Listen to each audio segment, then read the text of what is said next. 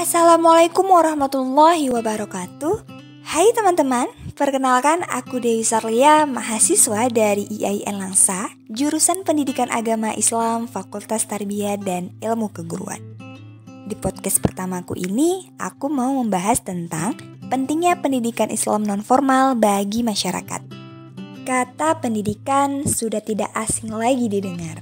Karena pada dasarnya, manusia yang hidup pasti membutuhkan pendidikan agar tujuan hidupnya tercapai dan dapat memperoleh pengetahuan, keterampilan, kreativitas, dan ilmu yang didapatkan.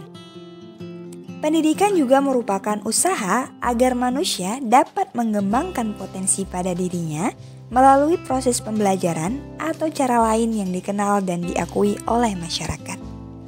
Pendidikan juga dimulai dari kita kecil sampai kita dewasa. Tak luput dari pendidikan apapun yang kita dapatkan, baik berupa pendidikan non-formal, informal, dan formal. Pendidikan Islam adalah semua bentuk pendidikan Islam yang dilaksanakan dengan sengaja, tertib, tersusun, dan terencana yang dilaksanakan dalam lingkungan masyarakat. Pendidikan Islam juga harus menggunakan landasan Al-Quran dan Hadis sebagai sumber utama dalam merumuskan berbagai materi tentang pendidikan Islam. Nah, membahas tentang pendidikan Islam non-formal itu biasanya terjadi dalam masyarakat dong. Ya, tentu. Seperti apa bentuknya? Seperti balai pengajian, majelis taklim, pengumpulan-pengumpulan dari pelatihan-pelatihan, dan lain sebagainya. Pelaksanaan pendidikan Islam non-formal ini di dalam masyarakat dapat berlangsung kapan dan di mana saja dengan berbagai bentuk dan model penyajiannya. Seperti apa? Pengajian-pengajian, majelis taklim, bimbingan keagamaan, dan lain sebagainya. Yang peranannya itu sangat besar dalam meningkatkan pemahaman, penghayatan, dan pengamalan terhadap nilai-nilai ajaran Islam yang diajarkan kepada masyarakat itu. Nah, dan kita sebagai kaum muslimin dan muslimah harus mengetahui tujuan pendidikan Islam itu sendiri.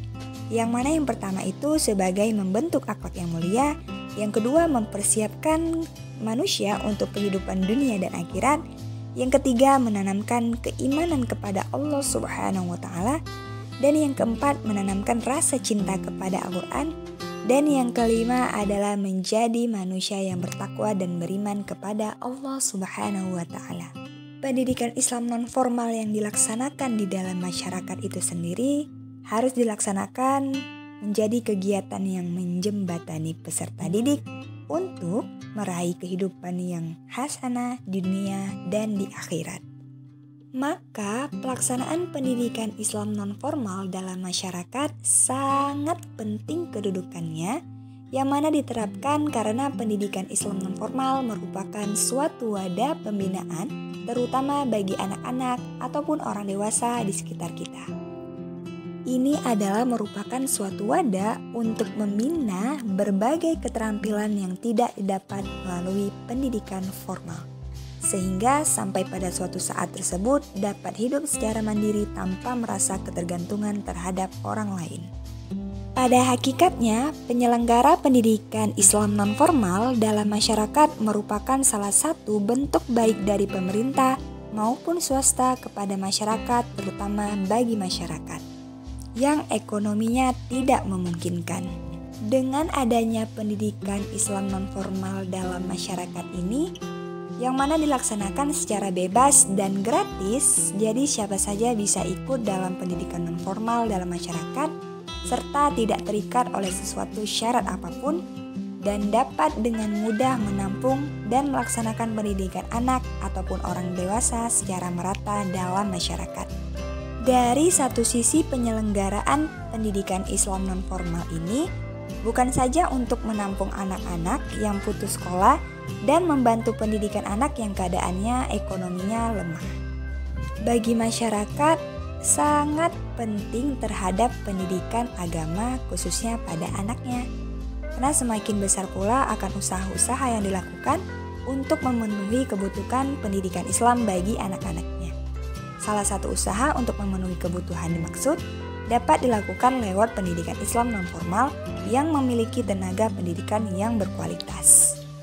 Dan pendidikan Islam non-formal bagi masyarakat memiliki manfaat tentunya untuk masyarakat, yang mana dapat meningkatkan kesejahteraan, mengimbangi kemajuan zaman, dan memperoleh pengetahuan tentang Islam, dan juga mampu membaca Al-Quran dengan baik dan benar, serta dapat memanfaatkan waktu luangnya dalam mengikuti berbagai aktivitas dan tentunya menambah keimanan dan ketakwaan kita sebagai makhluk Allah Subhanahu wa Ta'ala.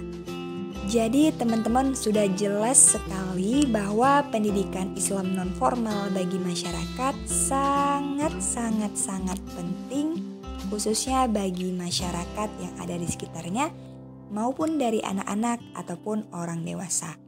Karena pendidikan Islam non-formal merupakan suatu pembinaan bagi anak untuk memiliki pengetahuan dan keterampilan yang praktis, dapat membina dan mengembangkan bakat yang dimilikinya, serta dapat menjauhkan anak-anak dari hal-hal yang tidak diinginkan.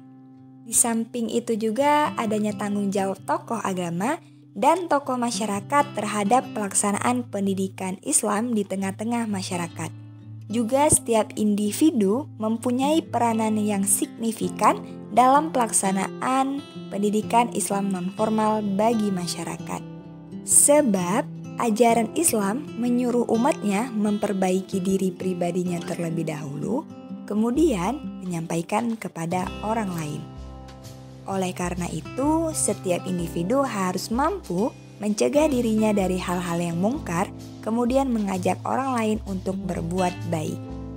Nah, dari kesimpulan pembahasan podcast kita kali ini, yang mana pentingnya pendidikan Islam non-formal bagi masyarakat adalah bahwa pendidikan Islam non-formal mempunyai peranan yang sangat penting dalam pembinaan umat untuk meningkatkan pemahaman, penghayatan, dan pengamalan nilai ajaran-ajaran Islam, baik secara pribadi, kelompok, maupun dalam hidup bermasyarakat, dalam rangka mengabdikan diri kepada Allah Subhanahu wa Ta'ala sebagai tujuan akhir dari pendidikan Islam itu sendiri.